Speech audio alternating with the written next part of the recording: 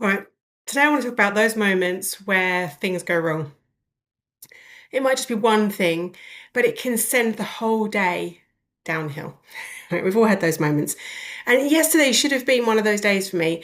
But instead of spiraling, I used my nervous system regulation to recover, and it completely shifted how I see my own progress.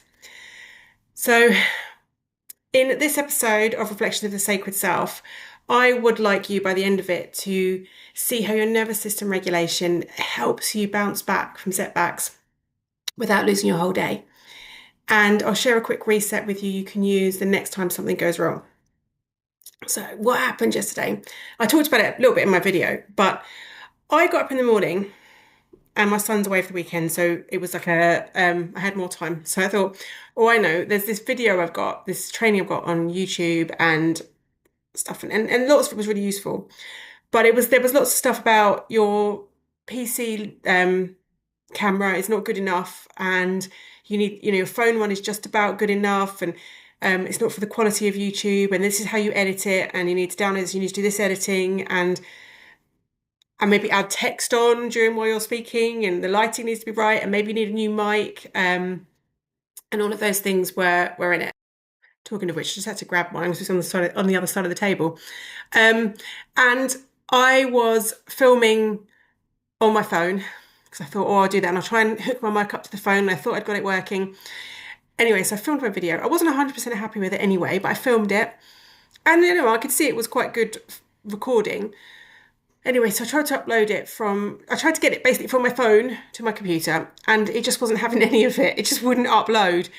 So I spent ages doing that, and then I thought I'd listen to it, and then I pressed play, and there was no sound on the video, which was really enjoyable. So I thought, okay, I wasted so much time, and I thought, right, be done with it. Just get your laptop back out, film it on there like you normally do. Use Zoom, which apparently isn't good enough quality. I don't really care. I'm doing it on Zoom. I'm just getting my video done without the stress. And I did that. And then because I've filmed it in a different way, so normally I will pause if there's a mistake, or I will restart. So I had my way of doing it. And if I edit it, I've been editing my videos on Canva, which probably isn't the right way to do it. And I'm not a tech expert or anything.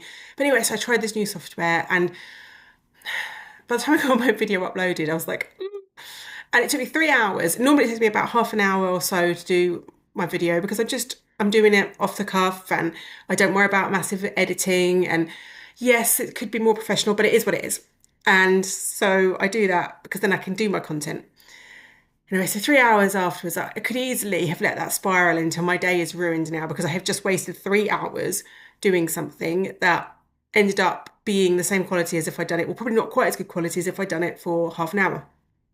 So that was where I was, but I didn't let it spiral. And this is the reason, and I'm talking about my old patterns versus my new, because in the past, and I think this is something that a lot of people suffer from. So we get up in the morning, and when the day starts badly, something goes wrong early, we kind of then, things keep going wrong, and we think we wish you hadn't got out of bed. And often that's because when something goes wrong, it gets us dysregulated, and then we go into something else with a different state, and it doesn't quite all work all the way through. And we spiral down, and things get worse, and then we end up thinking, oh, sorry, I'm not going to do anything today. And we lose the whole day. And that's not how I want to live my life, and it's not who I want to be. And that's part of all of this work, is me stepping into being the person that I really want to be. So the new way, and the way that I dealt with it yesterday, was I had this problem and I dealt with it. And then afterwards, I just took a little break, pause. I think I had something to eat because it helped to, I was a bit hungry by then anyway, because I just spent 3 hours doing the video. So I had something to eat, allowed myself to have a bit of rest, a bit of breathing time, reset, and then I got on with all the rest of my tasks for the day. And I was absolutely fine. I ended up having a really great day, and it didn't even feel like a big blip on my day. So it doesn't have to, something going wrong doesn't have to define your day. You can actually manage it for what it is. So this is where nervous system regulation comes in, and why it's so important, because it's important to remember that stress is unavoidable. There are things like that will happen, and it will be stressful, and things will go wrong. I was trying to do something this morning, and it wasn't quite going 100% the way I wanted it to do. It didn't really stress me out because it wasn't a big deal. But you'll have things like that where it takes longer and it's stressful and it's difficult, and that will happen. That's normal. But spiraling and dysregulating, they don't have to happen. They're not inevitable. Because dysregulation, when we get dysregulated, it locks us into that fight or flight or freeze mode. So we've dysregulated because something's going wrong. So our body's like responding to what's going wrong, and that is an input from the brain. So that's actually the other way around, because we're trying to do something and the brain's like, this isn't working, and that dysregulates the body. But then when the brain's ready to settle, the body's now still dysregulated, and so it's sending the signals up to the brain that we're not safe, we're not safe, we're not safe, because you haven't switched that off. And it's all about switching it off. And if you think about in the animal kingdom, if you look at, I think the best example is a gazelle. So when a gazelle is chased by a lion, they either get eaten or they get away. And if they get away, the first thing they do is they do a load of shaking. Now, I resent this. I've done a lot of training in TRE, not to teach it, but I've practiced a lot. And they teach you that there, and you develop that shaking mechanism in order to release trauma that's trapped in the body, which is one way of doing it. But in the instance, when something like that happens and it raises the fight or flight and it gets you in that mode where you could spiral out of control because you're dysregulated, doing that natural shaking that animals do in the wild to shake off their trauma, to shake off their fight or flight, to shake off the adrenaline, right? They do that, they shake it off. Something like that can make a huge difference because it can help to regulate you. So all of these things that regulate us can work, but something like that where you just want to get rid of something that you've been carrying, a good shake can do wonders.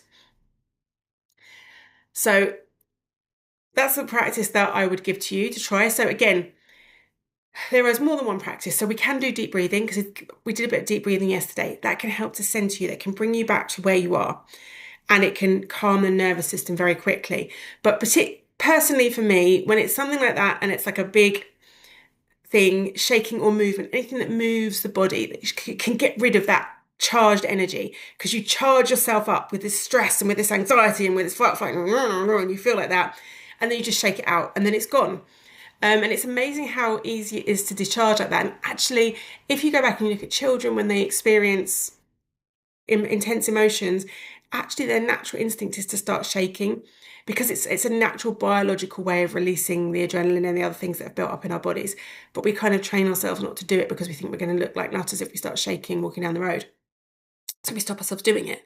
So if you can bring that in, a good shake, you can get up, you can jump up and down for a couple of minutes. So jump up and down, shake the body, shake the arms, shake the legs, just let it all go. And if you don't want to do that, you can do a bit of dancing, but really you want to make it vigorous. You really want to shake it off. So, stick a leg out and give it a good shake, and an arm and give that one a good shake, and give that one a good shake, and, give your head a good shake, and really release it and let it go. And allow that to reset. And then once you've done that, once you've had a good shake, then you come back and then you do a nice big sigh. So you, and again, and you just release it and let it all go, and know that you can then move on. And the next task you take on doesn't have to be a disaster, because you're calm and you're going into it. So it's a normal task. And that just because something's gone bad doesn't mean you have to give up the rest of your day. You don't have to sacrifice the other things you wanted to do. You can allow that to be an event that didn't go well, that you recovered from, and that you moved on and had a good day. And that's when you really learn to master your nervous system, and you really learn to understand what it is that it's telling you and what you need to do to bring it back to, okay, I'm okay now. I'm okay. This isn't affecting me. That's when you really master it. And the more you can practice it, the better. So the way I see it now, sometimes, but the way I am trying to see it is, when these things happen, when these stresses happen, that's great, because that gives me a little bit of extra practice to learn how to regulate that nervous system, to learn how to take control of it, because that's when the real bonus happens, when you actually really learn how to take control of that nervous system, how to make it work. And then it's amazing, because you then feel like you're in control and not your body running the show. You're running the show, because you can pick up what's going on, you can listen to the signals, and that you know that you can shift it from one state to another. And sorry, I just had a song come into my... I have this habit of, when I say things and it sounds like song words, I want to sing the song. I'm not going to sing for you because I really can't sing, but it just came into my head then. So That's why I hesitated. And it's so when you regulate these things, you learn so much more. So that's basically the key. It's when you learn how to understand your nervous system. And this is all about learning, understanding, and developing. And I'm working on some more videos where I'm going to look at how the nervous system is affecting, how my nervous system is affecting other things in my life that I want to kind of explore. And I might just explore some of those things with you and show you where I'm at and see how it helps me along the way as I regulate my nervous system more around other things. So for you, I just wondered, what's one thing that usually makes you spiral when it goes wrong? And share it below and know that you're not alone. We all do it. So if you like this video and you enjoyed it and you'd like to hear more from me, remember to like and subscribe to my channel, like this video and subscribe to my channel so that you get more of my wonderful content, of course. And if you would like to connect more and maybe get some more practices that you can try for free, come and join my free community, the Sacred Pause. I'll drop the link in the description and I would love to see you inside. But until then, I'll see you soon.